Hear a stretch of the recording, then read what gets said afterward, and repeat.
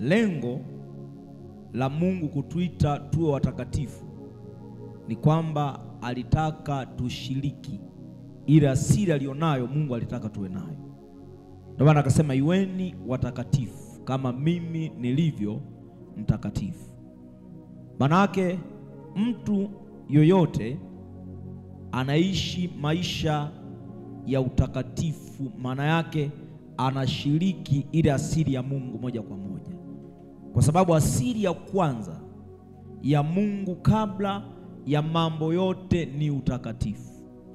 Maana yake anapomuita mtu, anapomwokoa mtu, maana yake anamuita yule mtu abadilishwe aje kwenye asili alionayo. Kwa hiyo kwa kadri unavyozidi kuishi maisha ya utakatifu, maana yake ni kwamba ndivyo unavyoendelea kusogea kwenda kwenye asili ya Mungu. Maana yake ni kwamba ili mtu aweze kuyatawala mambo kwenye ulimwengu wa roho, aweze kushinda vita alivyonavyo kwenye ulimwengu wa roho, lazima ahakikisha na asili ya Mungu, kwa sababu mtu toka alipoumbwa aliumbwa na asili hiyo ya Mungu.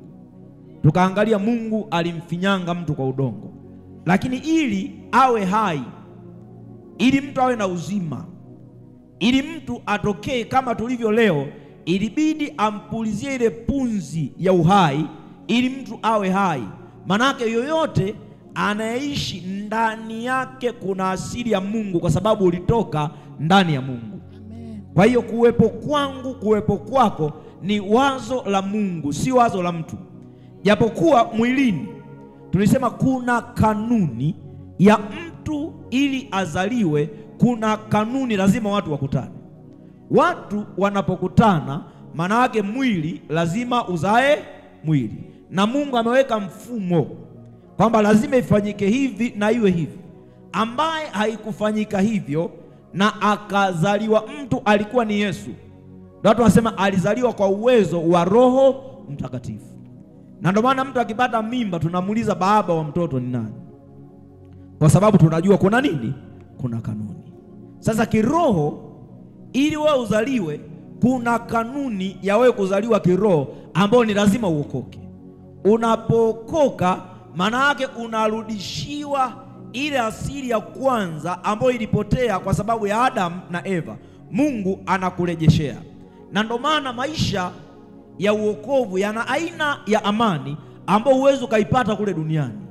Ni amani inayopatikana ndani ya uokovu, kwa sababu tunaonja ile ladha waliokuwa nao wenzetu kabla ya dhambi. Na ndio maana Yesu anasema mimi ni mfalme wa nini? Wa amani. Manake mtu anapompokea Yesu, amempokea mfalme wa amani, manake maisha yake yatakuwa na amani. Amen. Kama kuna vitu ambavyo vilikuwa kwa namna moja au nyingine vinamfanya awe na maisha ya unyonge, kwa sababu amempokea Yesu, Yesu anachokifanya, lile burudiko walilokuwa nasikia kule Edeni, unaanza kulisikia ukiwa unaishi hapa duniani. Ndio maana akasema amani nitoayo mimi sio kama ulimwengu unavyotoa. Maana yake huu ulimwengu unaweza kukupa amani lakini ni ya muda. Ulimwengu unaweza kukupa amani lakini si ya kudumu. Leo naweza nikakutendea jambo ukanifurahia, lakini kuna siku nitakufanyia jambo ambalo hautanifurahia, kwa sababu yupo anayetoa amani ya kudumu.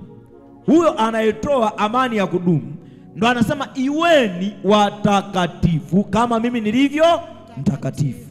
Manake tunaishiriki asili ya Mungu kwa kuyaishi maisha matakatifu. Amen. Mengine ni matokeo ya utakatifu. Uzao ni matokeo, nyumba ni matokeo, fedha na magari ni matokeo. Amen. Sasa tunaanza kufundisha matokeo kabla ya kanuni, na ndipo kanisa linapokuwa na shida na linakuwa na watu aina fulani ambao wanajua kwamba Mungu anabariki, lakini hawajui kanuni za kubarikiwa na Mungu.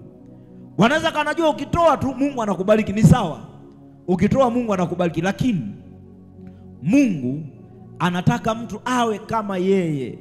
Ndio maana Biblia inasema tuivae sura ya Kristo. Kuivaa sura ya Kristo Maana yale matendo ambayo yalionekana kwa Yesu, Yesu anataka yaone kwako, kwa sababu wewe ndio unamwakilisha duniani. Amesema sisi ni mabalozi. Tunachomwakilisha ni tabia, ni mwenendo. Watu wengine wakituona waione imani yetu ni imani sahihi. Imani yetu ni imani inayofaa. Imani yetu ni imani inayopendeza. Kwa nini? Kwa sababu wanamuona Yesu yule ambaye tumembeba ndani. Amen. Na kinachosababisha wamuone ni kwa sababu tumeivaa asili yake kwa kuyaishi maisha ambayo ni matakatifu. Kwa hiyo tuliangalia kwamba ili uwe na asili ya Mungu, ili uibebe asili ya Mungu, inakupasa kuyaishi maisha ambayo ni matakatifu.